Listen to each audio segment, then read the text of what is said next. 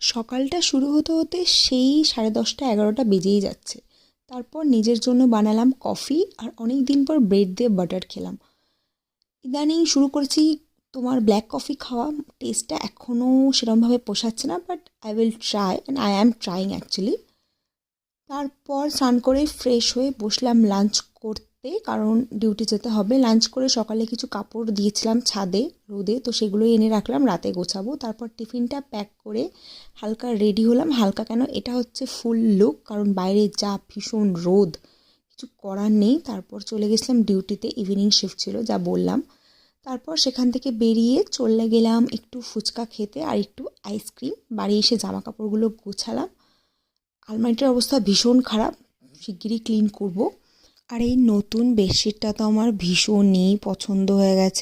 দেন movie দেখতে দেখতে ডিনারটা সারলাম। So yeah, that's it.